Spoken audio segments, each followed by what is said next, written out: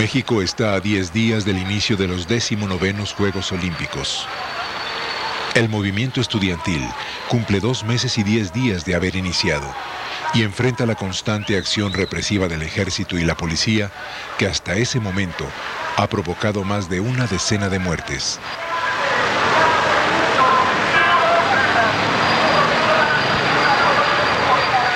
Desde la terraza del tercer piso del edificio Chihuahua, los oradores del Consejo Nacional de Huelga se dirigen a una multitud de cerca de 8,000 personas. Eduardo Cervantes estaba frente al edificio Chihuahua. Como 5 minutos o 10 minutos antes de que empezara la balacera, bajaron por esta escalera 6 u 8 personas, hombres todos, con unas pancartas. Se comentó que no parecían ser estudiantes, pero no se les prestó mayor atención.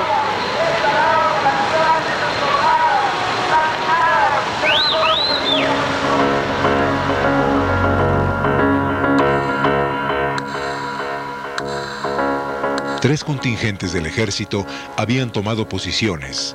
El primero, en Manuel González e Insurgentes, formado por el primer batallón de paracaidistas, el segundo escuadrón blindado de reconocimiento y el primer batallón de infantería de guardias presidenciales. El segundo, en el Monumento a la Raza, compuesto por el 40 Batallón de Infantería, 2 compañías del 19 Batallón de la misma arma y un escuadrón blindado de reconocimiento. El tercero, en la estación de Buenavista, con los batallones 43 y 44 de Infantería y un escuadrón blindado más. Los contingentes avanzarán hacia Tlatelolco por estas rutas. El general Crisóforo Mazón Pineda estaba al mando de esta operación denominada Galeana.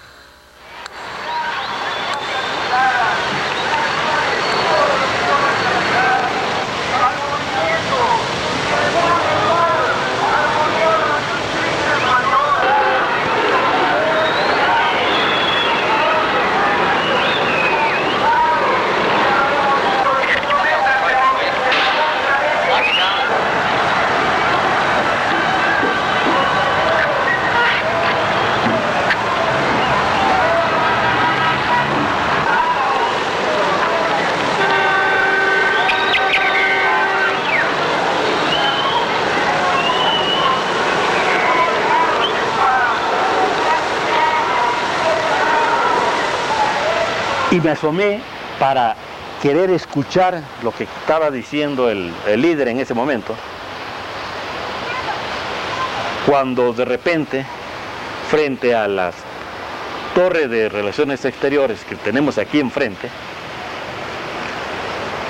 vi salir una luz de bengala.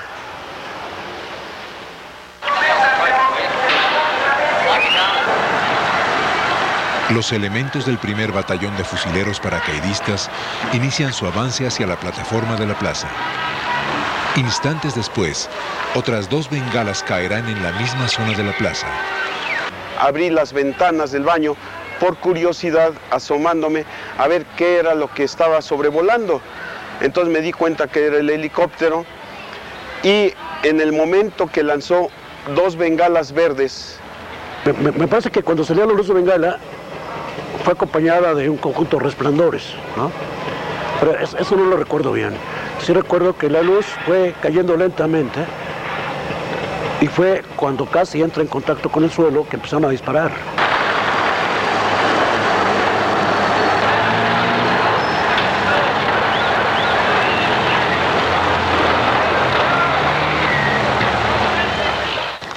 Corrían de un lado a otro en esta zona, pero no sabíamos por qué.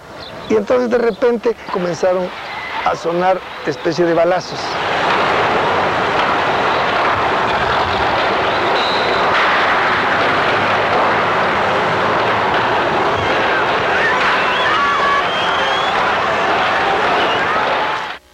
El reportero Francisco Ortiz Pinchetti se encontraba en ese lugar. Se oye un ruido como un trueno, un aparato quizá una tanqueta que entraba. En eso estábamos justamente cuando atrás de nosotros, por la misma escalera que yo había subido poco antes, aparecen estos individuos vestidos de civil, que en un primer momento pienso que son estudiantes que se van a defender, traen armas. Pero inmediatamente nos empiezan a insultar y a ordenar que nos repleguemos hacia el fondo, a la pared donde están los elevadores, y ellos se quedan del lado de que da la terraza, dando la espalda inicialmente porque nos tienen encañonados. Es el momento en que yo veo a uno de ellos con una pistola escuadra que se voltea hacia la plaza y hace los primeros disparos. En la misma terraza se percibe un resplandor. Después, la llamarada de un disparo.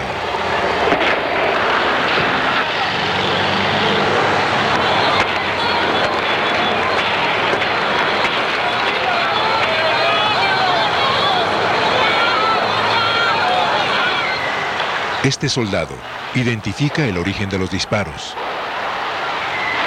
Finalmente su arma apunta en dirección a la terraza del tercer piso del edificio Chihuahua.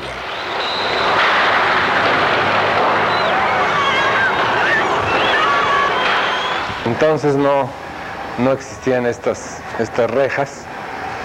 En este espacio de la columna al muro había una fila de alrededor de 6 a 8 miembros, ahora sabemos del batallón Olimpia.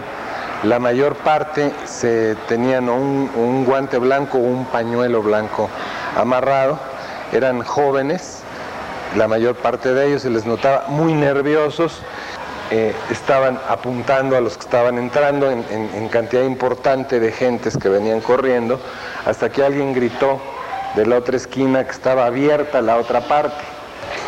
Otros estaban entrando también por aquí y salían corriendo hacia allá. Cuando íbamos, que serán 10, 15 metros después del muro, se empezaron a escuchar detonaciones aquí abajo.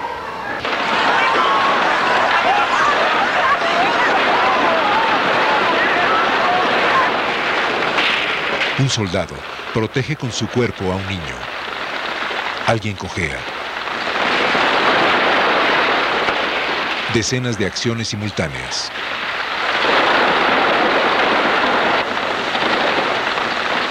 Los soldados adoptan posición de combate.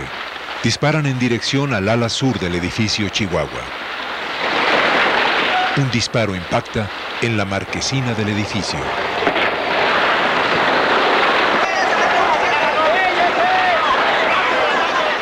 Yo estaba parado exactamente ahí y por aquí corrían las gentes y hombres, mujeres, jóvenes. Cuando yo les gritaba, corran, aquí está abierta una ventana. Entonces no había esta reja, fácilmente podían subir a ese departamento. Y no miento, como 30 o 40 gentes, no sé cuántas, ¿no? Estuvieron metidas ahí en pecho tierra, tiradas, porque había ráfagas de tiros por todos lados.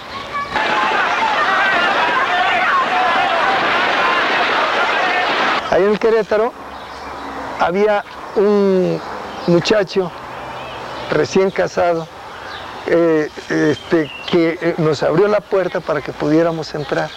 No sé cuántos entramos. Lo que sí es cierto es que por lo menos había 2 heridos de bala.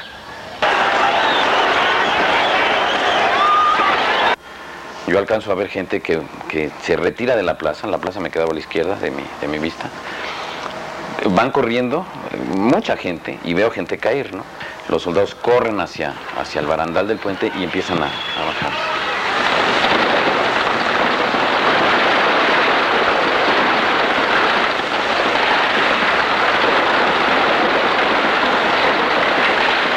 Elementos del 44 Batallón de Infantería se movilizan al sur de la plaza.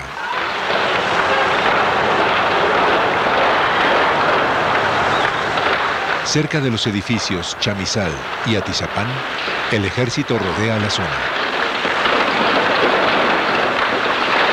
En el 8º piso del Atizapán vivía la familia Baliñas. Yo estaba ahí, digo de chiste, cuidado, y me tiro, y en eso yo veo volar vidrios. Al ver volar vidrios, veo que mi hermana una, la que tenía 11 años, se levanta el vestido y le veo dos marcas negras, ¿no? Y dice, me dieron. ¿Quiénes dispararon? Los soldados. Los edificios Atizapán e Iste 11, ubicados a unos 200 metros de la plaza, son atacados. Las balas han provocado muertes en los edificios Molino del Rey, Revolución de 1910, 5 de febrero, Aguascalientes, San Luis Potosí, Tamaulipas, en la Torre de Relaciones Exteriores y en el Chihuahua. Los agrupamientos militares avanzan desde el poniente y desde el sur, forzando la huida de la mayoría de los manifestantes por el norte de la explanada.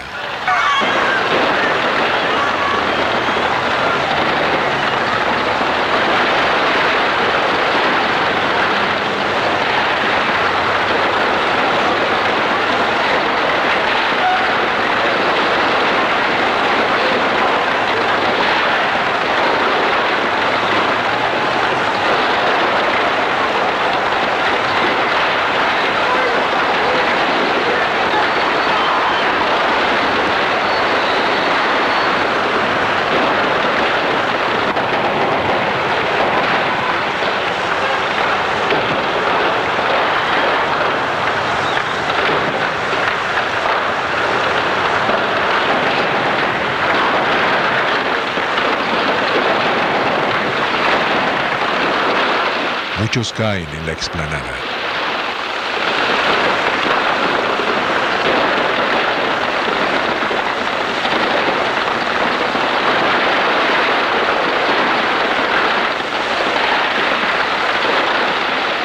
Y nomás veía cómo corrían para acá, corrían para allá.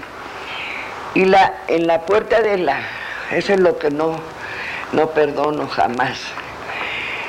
En la puerta de la iglesia se veía desde lejos, así el montón de... Haz de cuenta que lavaron ropa y la dejaron tanto en el suelo como en la puerta de la iglesia, el montón de colores. La iglesia cerró sus puertas desde el inicio del ataque. Decenas yacen en el suelo. Es imposible calcular cuántos han sido alcanzados por las balas.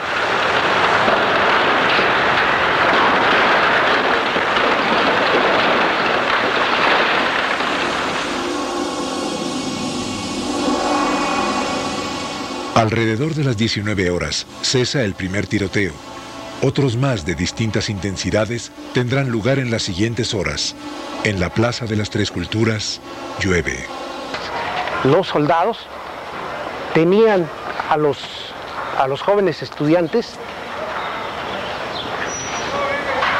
desnudos y sobre este muro que es la cubierta de los elevadores. Sobre este muro, todo alrededor, estaban los jóvenes que habían detenido.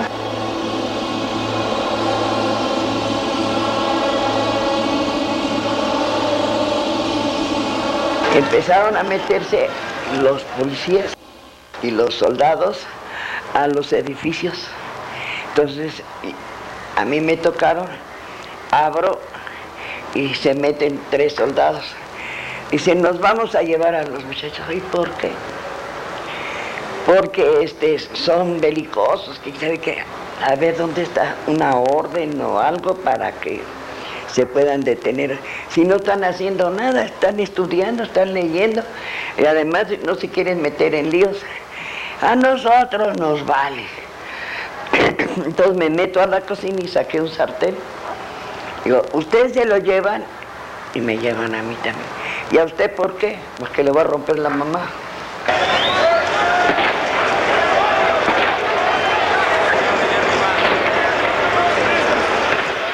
No se daban los médicos abasto, en una cosa pavorosa, se les vino un caos.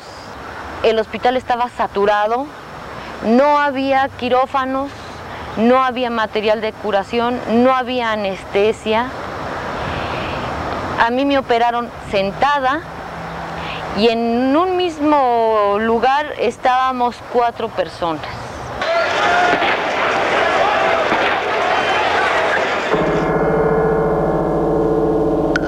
Hacia las 11 de la noche persisten los tiroteos aislados, principalmente al poniente de la plaza. Un departamento se incendia en el edificio Chihuahua. La batalla de Tlatelolco prácticamente ha concluido. Más de 2.000 detenidos son trasladados a diferentes lugares. La mayor parte de ellos al campo militar número 1. Pues nunca he visto cosa más tremenda y más horrible que el anfiteatro ese día de la tercera delegación. Vi no menos, más de 40 cadáveres. Gentes, la mayor parte, jóvenes, de 18 o 20 años.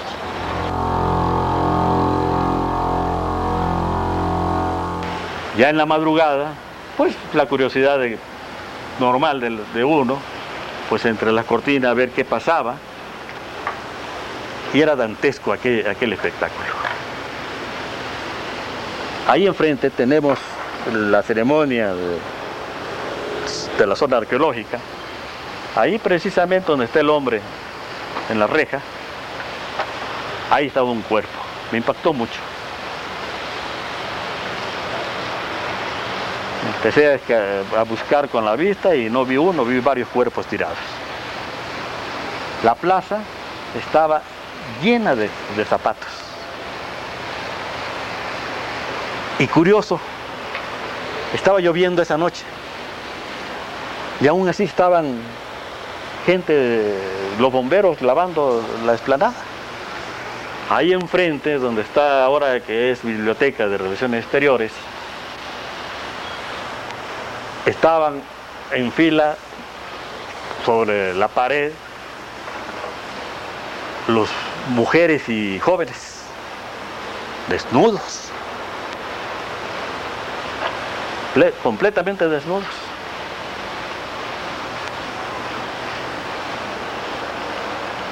Y vi tanquetas y camiones del ejército y soldados levantando cuerpos. Y así como costal de papas, las aventaban al carro. No era uno ni dos, eran varios cuerpos.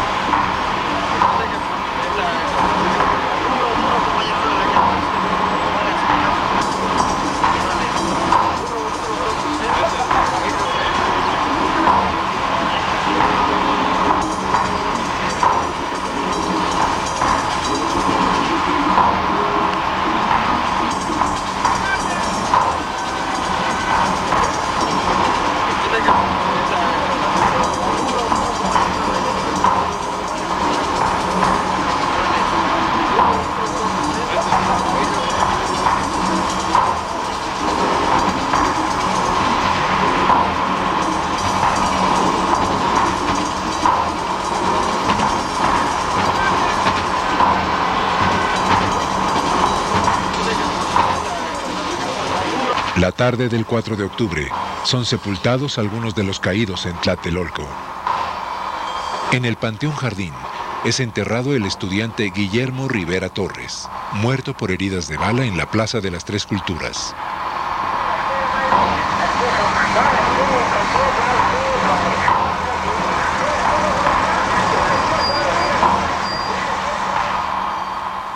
Días después, en fecha indeterminada, una manifestación encabezada por familiares de las víctimas concluye con un mitin frente a la Cámara de Diputados.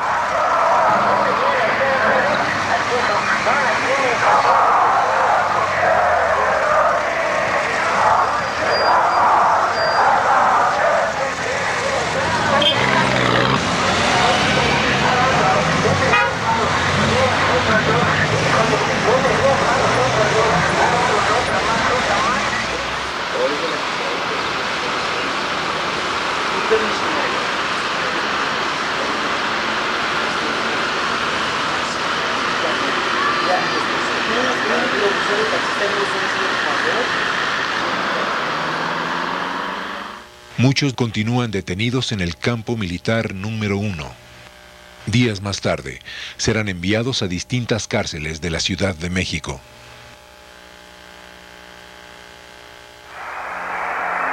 La tropa permanece en Tlatelolco hasta el 9 de octubre.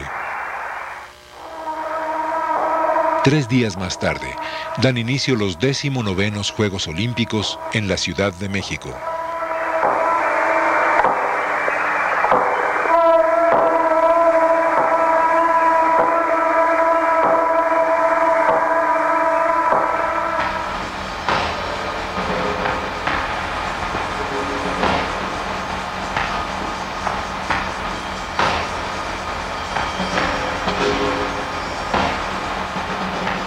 Once meses más tarde, el presidente Gustavo Díaz Ordaz habla.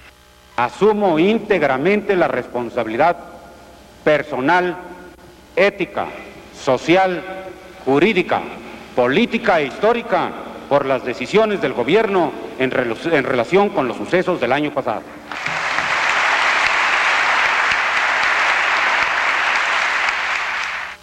En 1976, el exmandatario volvía al tema del 2 de octubre.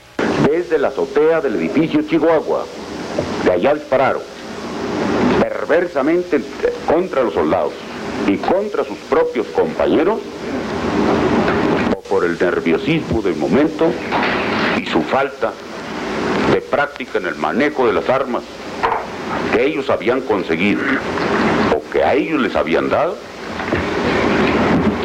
no pudieron controlar los disparos y no solamente hirieron y lesionaron a soldados, sino también a sus propios compañeros.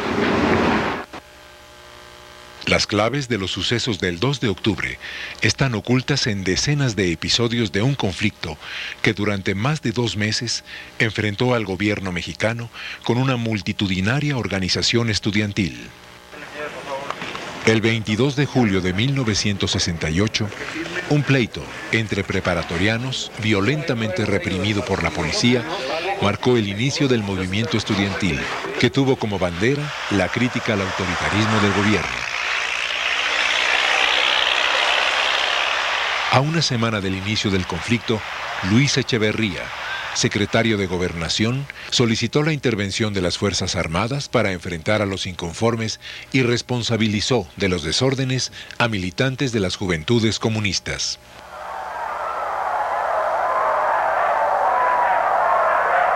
El 1 de agosto, el rector Javier Barros Sierra condena la violencia en contra de los estudiantes y encabeza una manifestación en protesta por las agresiones en contra de la autonomía de la universidad.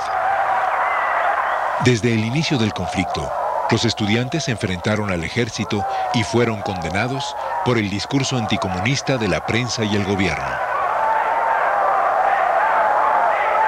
El 27 de agosto se romperá la línea que seguía el conflicto.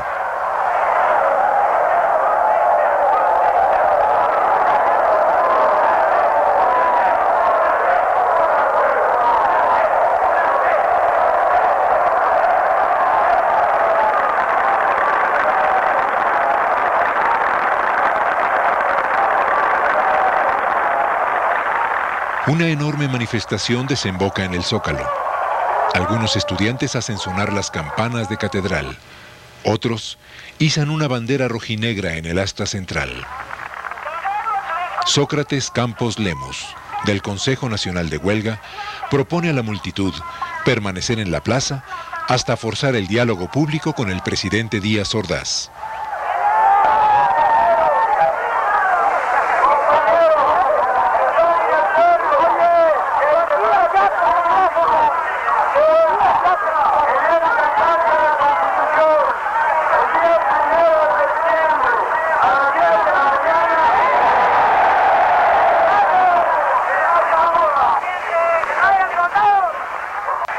$3,000 estudiantes permanecen en guardia.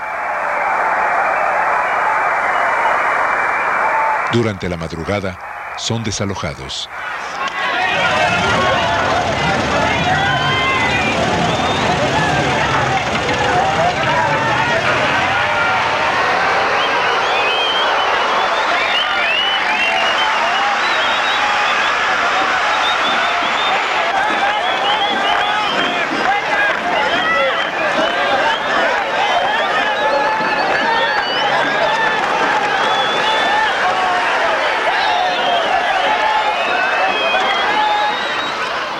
El estandarte rojinegro es el pretexto para que el gobierno organice, horas más tarde, un acto de desagravio a la bandera nacional ante burócratas del Departamento del Distrito Federal.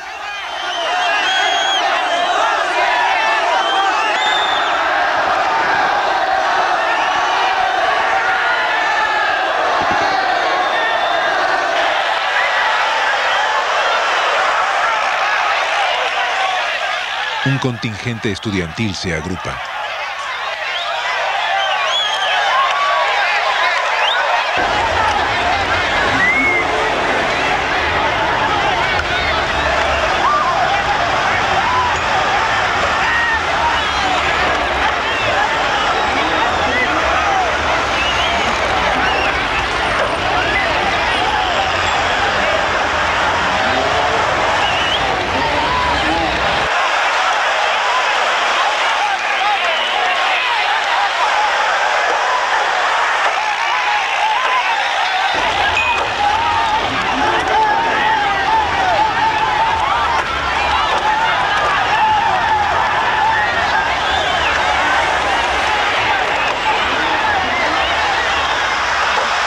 En las siguientes 8 horas, la Plaza de la Constitución y sus alrededores serán escenario de enfrentamientos.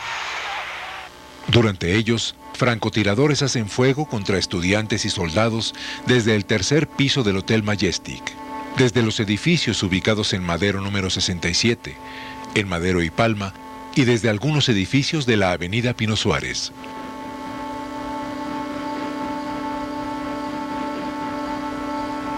Dos sospechosos de haber disparado desde los edificios son detenidos.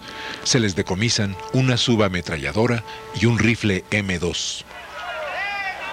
Una escena revela, sin embargo, que los francotiradores actuaban a las órdenes del gobierno.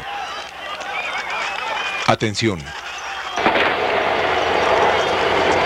El disparo proviene de la sede de la Suprema Corte de Justicia de la Nación.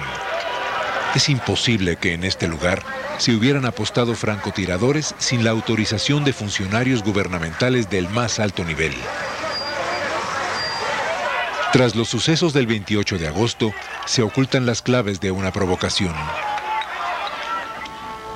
Documentos oficiales aportan indicios de que Campos Lemus actuaba en coordinación con cuerpos de seguridad del Estado.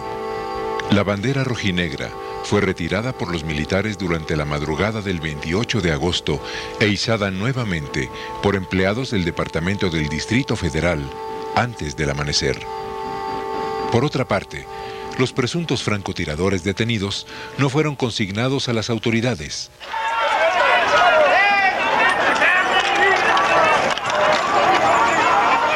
El 28 de agosto de 1968, una compleja estrategia represiva es aplicada contra el movimiento estudiantil. Ese mismo día, el embajador de los Estados Unidos en México, Fulton Freeman, envía un telegrama al Departamento de Estado de su gobierno. En él informa: el presidente Díaz Ordaz decidió que ha llegado el momento de poner punto final a los desórdenes estudiantiles. Él se mostró profundamente ofendido por la toma estudiantil de la catedral y por el izamiento de un estandarte rojinegro en el astabandera del Zócalo. Freeman informa asimismo que el conocido comunista Heberto Castillo será arrestado tan pronto salga del campus de la universidad. Precisamente, esa misma noche, Heberto Castillo, integrante de la coalición de maestros, logra escapar de una violenta tentativa de detención ilegal a las puertas de su casa. Los informes del embajador Freeman serán corroborados con nuevos hechos. El 29 y el 31 de agosto, estudiantes de la Vocacional 7 del Politécnico son atacados por individuos vestidos de civil. Se trata del primero de 10 asaltos armados que se realizarán contra vocacionales y preparatorias bajo el mismo patrón.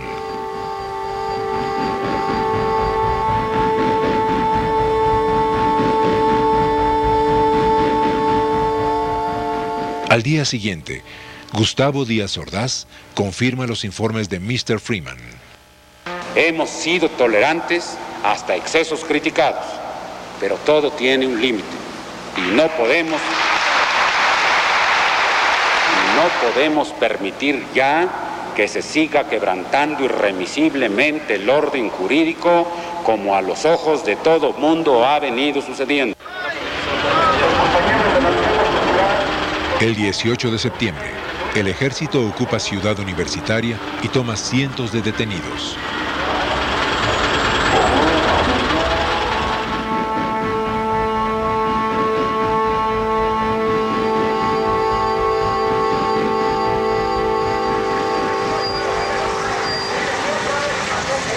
...23 de septiembre...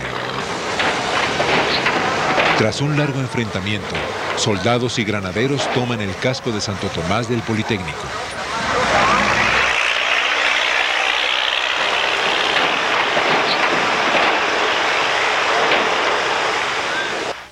Los informes militares, que dan cuenta de la ocupación de Ciudad Universitaria y del casco de Santo Tomás, consignan la participación de un agrupamiento llamado Batallón Olimpia. En esta escena filmada en el casco de Santo Tomás, dos hombres se ocultan tras el soldado. Ambos lucen una contraseña blanca en la mano izquierda. Otros personajes portan el mismo distintivo.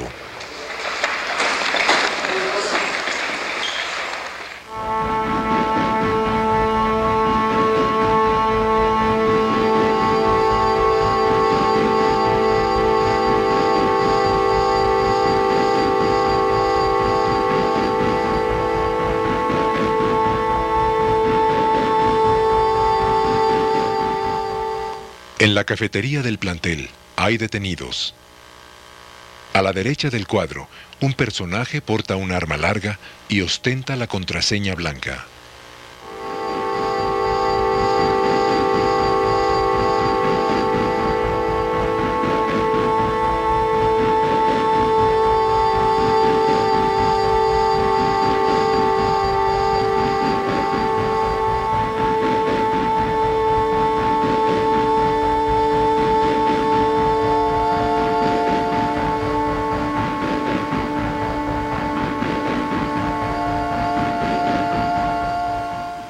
Un guante o un pañuelo blanco colocado en la mano izquierda identificó el 2 de octubre a los elementos del Batallón Olimpia.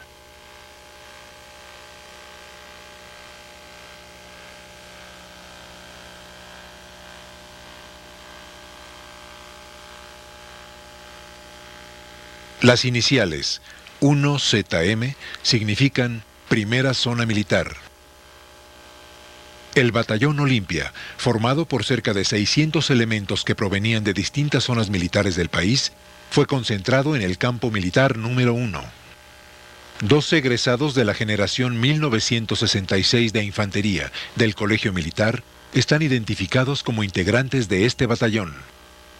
El entonces capitán Héctor Careaga Estrambas Aguas, egresado del Colegio Militar en 1956, fue uno de los mandos de este batallón. En el informe de la Operación Galeana, el general Masón Pineda no especifica la misión de este agrupamiento y lo menciona escuetamente como en reserva, sin hacer referencia a la no utilización del uniforme militar ni a la contraseña blanca.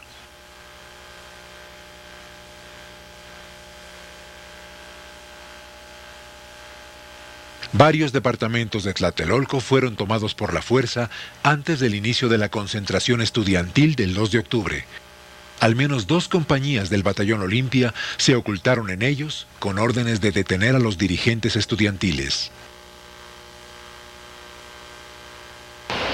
Cuando el helicóptero dio la vuelta, a esta altura, es cuando lanzó la luz de bengala. No sé qué le pasó a mi padrino, se asustó mucho, me dijo vámonos. Y el señor que estaba aquí, o muchacho, se enredó un pañuelo blanco y sacó una pistola y al señor que estaba enfrente casi de él, hacía quemarropa, le disparó aquí.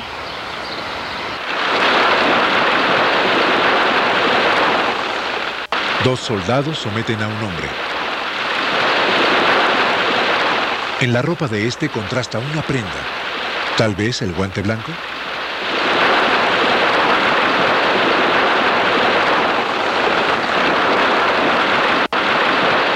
Existen evidencias para concluir que hubo gran descoordinación inicial, tal vez provocada entre los militares vestidos de civil y los uniformados.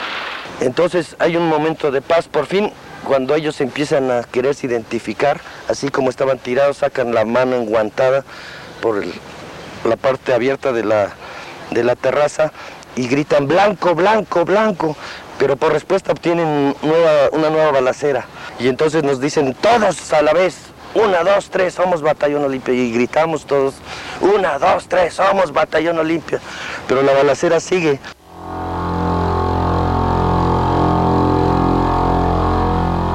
En el vértice suroeste de la plaza, 10 individuos que portan la contraseña son interceptados por soldados. Uno de los personajes se identifica. Las armas dejan de apuntar. Veamos nuevamente la acción.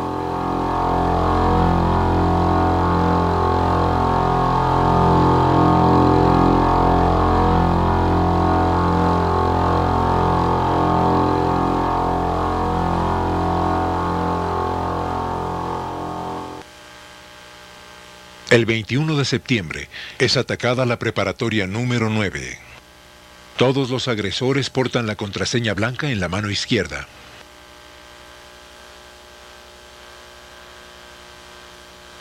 Fuentes bien informadas aseguran que alumnos de escuelas castrenses formaron parte de estos comandos y ubican a algunos de ellos bajo el mando del mayor Carlos Humberto Bermúdez Dávila, adscrito al Estado Mayor Presidencial.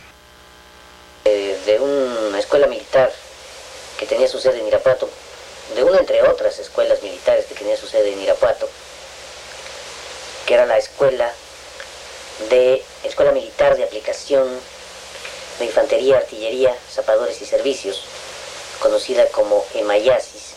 Fueron tomados algunas decenas de estudiantes, de alumnos, que después formaron parte de un grupo que atacaba a preparatorias y a grupos, también de las escuelas del Politécnico, en los días anteriores al 2 de octubre. Algunos de estos ataques fueron con arma de fuego. Uno de los mandos de este grupo era el mayor Bermúdez Dávila.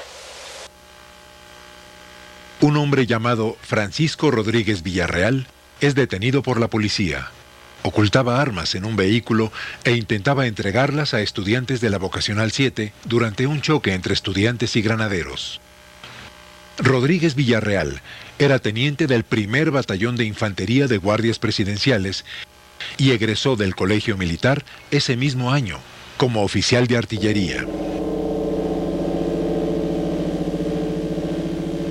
5 días antes de los sucesos de Tlatelolco, 8 hombres son detenidos cuando transportaban armas y municiones dentro de esa unidad habitacional, luego de intentar identificarse como empleados de distintas dependencias oficiales. Los sospechosos liberados. Hay sustento suficiente para afirmar que en 1968, desde el Estado Mayor Presidencial y desde altas esferas del gobierno, se auspició la operación de grupos clandestinos que ejercieron la violencia y perpetraron actos de provocación contra el movimiento estudiantil.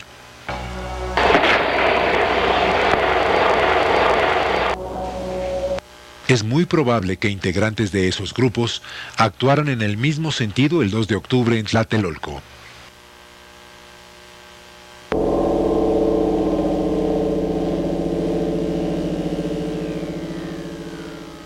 En cuanto las bengalas toquen el suelo, un arma será disparada desde esta ventana. Los disparos provienen del departamento 209, entrada C, del edificio Chihuahua.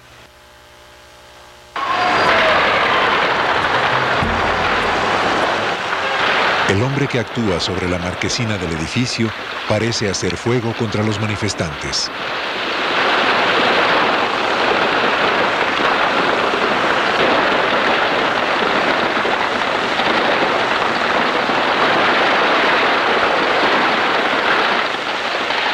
La película está cortada e impide seguir la acción.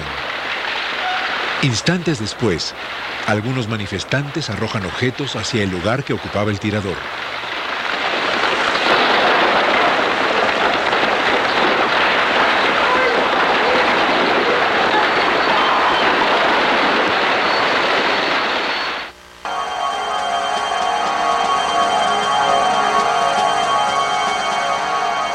Varios personajes salen por la puerta lateral de la iglesia.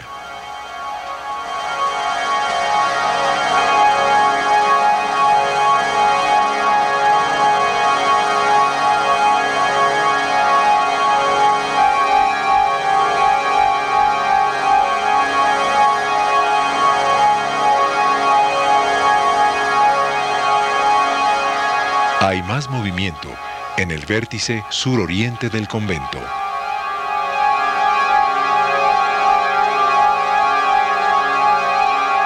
La iglesia de Santiago fue controlada antes del mitin y cientos de detenidos fueron concentrados en el convento anexo. El templo y el convento fueron base de operaciones de militares uniformados y vestidos de civil. Diversas fuentes aseguran que en la azotea del templo actuaron tiradores ocultos. En este croquis se indican las posiciones que ocupaban algunos francotiradores en la azotea del templo. En los edificios Chihuahua, 2 de abril, 15 de septiembre, Revolución de 1910 e Iste 11. Es probable que algunos de estos hombres actuaran como francotiradores desde lo alto de la iglesia. En este mueble está la huella de un impacto. Y aquí en la cocina permanece en el mismo lugar este refrigerador. Aquí se ve claramente el impacto. Las marcas corresponden a proyectiles cuyas trayectorias fueron horizontales. Tiradores ubicados en esta posición pudieron haber disparado contra el departamento ubicado en el 6º piso del edificio Chihuahua. El capitán Fernando Gutiérrez Barrios era jefe de la Dirección Federal de Seguridad. Agentes de esa corporación infiltraron el movimiento estudiantil en 1968. La Dirección Federal de Seguridad rendía informes al presidente de la República y a la estación en México de la Agencia Central de Inteligencia de los Estados Unidos, la CIA, integrada por unas 50 personas. Miguel Nazar Haro era el enlace de la Federal de Seguridad con la CIA e intervino en detenciones e interrogatorios de dirigentes durante el movimiento estudiantil. Este hombre estuvo en México en 1968, comisionado por Interpol. Se le atribuye haber asesorado a grupos especiales y es probable que haya estado presente en el operativo de la Plaza de las Tres Culturas. Héctor García Rey, de nacionalidad argentina, fue comisario de la Policía Federal de ese país y en los años 70, jefe de la Alianza Argentina Anticomunista, la AAA, grupo responsable del asesinato de más de 2.000 personas en esa nación. La presencia de García Rey en México probablemente está relacionada con las actividades de la CIA. El presidente Gustavo Díaz Ordaz era amigo personal de Winston Scott, jefe de la estación de la CIA en México. La foto corresponde a la boda de Scott en 1962. Adolfo López Mateos y Gustavo Díaz Ordaz fueron testigos de la ceremonia. Yo le puedo decir a usted que estoy muy contento de haber podido servir a mi país en tantos cargos como lo he hecho. Estoy muy orgulloso de haber podido ser presidente de la República y haber podido así servir a México. Pero de lo que estoy más orgulloso de esos 6 años es del año de 1968, porque me permitió servir y salvar al país. Sin mencionarla, Díaz Ordaz se refiere a la amenaza comunista, un fantasma inventado por su gobierno para combatir al movimiento estudiantil. Un documento de la CIA, fechado el 5 de octubre de 1968, establece: no hay evidencia segura de que la embajada cubana o la soviética de México hayan creado los disturbios actuales, a pesar de las reiteradas afirmaciones del gobierno mexicano en ese sentido. Las revelaciones póstumas del secretario de la Defensa, general Marcelino García Barragán, dadas a conocer en 1999, señalan al también general Luis Gutiérrez Oropeza como responsable de permitir que asesores norteamericanos adiestraran a personal del Estado Mayor Presidencial durante el conflicto estudiantil y de ordenar que oficiales de este cuerpo desarrollaran actividades terroristas contra el estudiantado. El general García Barragán asegura en sus escritos haber recibido la noche del 2 de octubre una llamada del también general Gutiérrez Oropeza pidiéndole se respetara la vida de 2 francotiradores bajo sus órdenes acosados en un departamento. El general Gutiérrez Oropeza era jefe del Estado Mayor Presidencial de Gustavo Díaz Ordaz. Un documento del Departamento de Defensa de los Estados Unidos señala que los generales Gutiérrez Oropeza y Ballesteros Prieto se habían excedido en sus funciones y cambiado deliberadamente las órdenes emitidas por García Barragán durante los sucesos. El general Mario Ballesteros Prieto era jefe del Estado Mayor de la Secretaría de la Defensa Nacional y estaba encargado del mando operativo de las Fuerzas Armadas.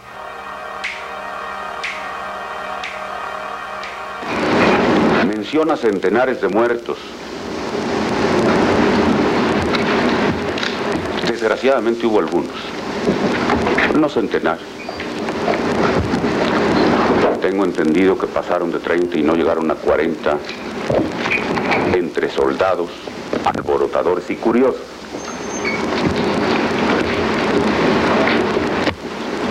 Se dirá que es muy fácil ocultar y disminuir.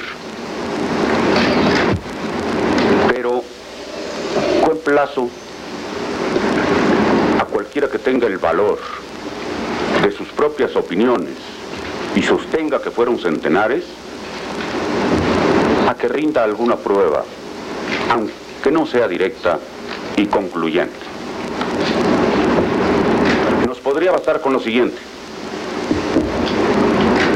que nos haga la lista con los nombres. Podrán decir, como se ha dicho en otras ocasiones, que se hicieron desaparecer los cadáveres, se sepultaron clandestinamente, se incineraron. Eso es fácil. No es fácil hacerlo impunemente, pero es fácil hacerlo.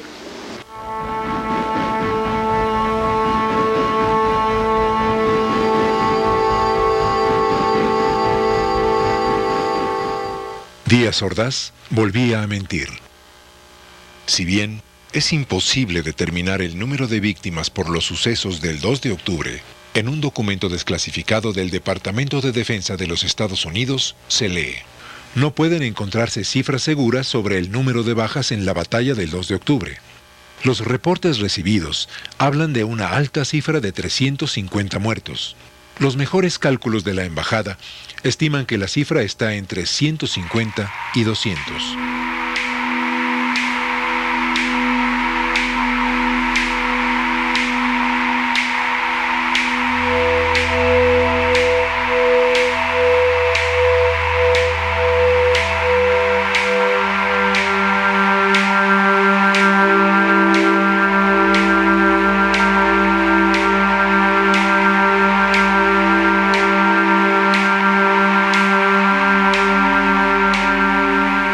El general García Barragán, en 1971, caracterizó los sucesos del 2 de octubre como una traición militar.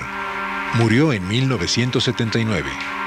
20 años más tarde, se hizo pública su versión de los hechos de Tlatelolco. El general Ballesteros Prieto fue relevado por García Barragán tras los sucesos del 2 de octubre y falleció en 1972. Gustavo Díaz Ordaz sostuvo a Luis Gutiérrez Oropeza como jefe del Estado Mayor Presidencial hasta el final de su mandato, en 1970. 9 años después, Díaz Ordaz murió. El general Gutiérrez Oropeza asistió en julio de 2002 a la ceremonia luctuosa en memoria del expresidente al que sirvió. El entonces capitán Héctor Careaga Estrambas Aguas fue ascendido en 1968 junto con otros 11 integrantes del Batallón Olimpia por los actos de guerra de Tlatelolco. Ya con grado de general, fue fugaz subjefe de la Policía del Distrito Federal en 1998. Carlos Humberto Bermúdez Dávila alcanzó el rango de general y fue jefe del Estado Mayor Presidencial de Miguel de la Madrid. Miguel Nazar Haro fue reiteradamente señalado como torturador de disidentes mexicanos en las décadas de los 70 y 80, cuando encabezó la llamada Brigada Blanca. Sus vínculos con la Agencia Central de Inteligencia han sido ampliamente documentados. Llegó al año 2002 como director de compañías dedicadas a la seguridad privada. Fernando Gutiérrez Barrios se relacionó en la década de los 70 con actos de desaparición forzada y tortura de integrantes de grupos guerrilleros mexicanos. En 1987 fue gobernador del estado de Veracruz. En 1988, secretario de Gobernación. En 2000, senador de la República. Murió en octubre de ese año. Luis Echeverría Álvarez fue presidente de México entre 1970 y 1976. Durante su mandato, una nueva matanza de estudiantes tuvo lugar en 1971 y centenares de disidentes fueron desaparecidos por grupos militares y policíacos. Años más tarde, la opinión pública supo que Echeverría ordenó filmar los sucesos del 2 de octubre de 1968. La mayor parte de las escenas filmadas aún son desconocidas. 34 años después de los sucesos de Tlatelolco, Luis Echeverría fue el primer servidor público citado a declarar ante la justicia mexicana en relación a esos hechos. Sí, va a hablar, pero si se entiende un poquito, si se no se puede hablar así. Tienes que se calle. Tienes que se calle.